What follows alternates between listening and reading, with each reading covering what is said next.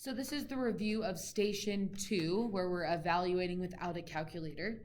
So when we're trying to evaluate a log, we like to set it equal to x just to act as our placeholder. We're trying to find this value. So then when we rewrite this in exponential form, this would be 2 to the x power equals 16. And then our goal is always to make our bases the same, so then our exponents are equal. So I can make these both a base of 2. So this will say just 2 to the x. This will change. 2 to what power gives me 16? 2 times 2 is 4, times 2 is 8, times 2 is 16. So it takes multiplying 4 2's together to give us 16. So then since my bases are now the same, right, 2 to the 4th is equivalent to 16. So we're just rewriting this in a new form. So now that my bases are the same, so are my exponents. So x equals 4. So then my answer here, log base 2 of 16 is equal to 4. So then same thing if we look at example 2, we always start by writing the x here as our placeholder and writing this in exponential form. So 4 to the x power equals 1 over 64.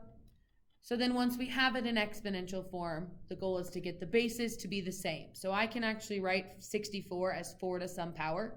So we'll keep the base of 4. So this will stay 4 to the x power. So then the question is, how many 4's do I have to multiply together to give me 64?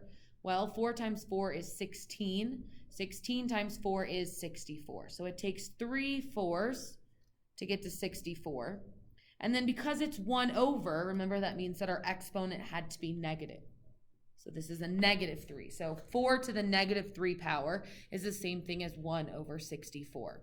And now that my bases are the same, so are my exponents. So x equals negative 3, which means that log base 4 of 1 over 64 is negative 3.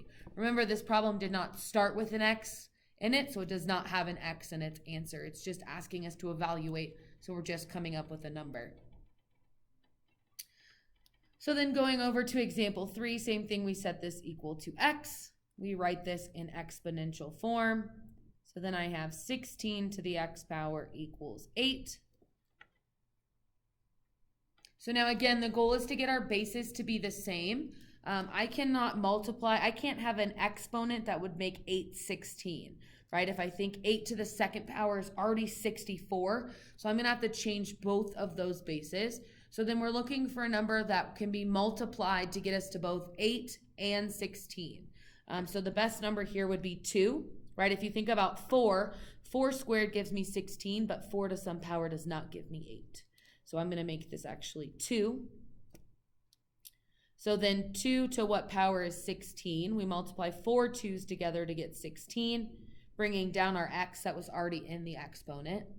And then 2 to the third power gives me 8. So I broke this down to having the same base of 2. 2 to the fourth power is 16. 2 to the third power is 8. So now that the bases are the same, my exponents are equal. So I have 4x equals 3. So then to solve for x, I'm going to divide both sides by 4. So x is 3/4. So my answer here is 3/4. So hopefully these examples will help you solve station 2.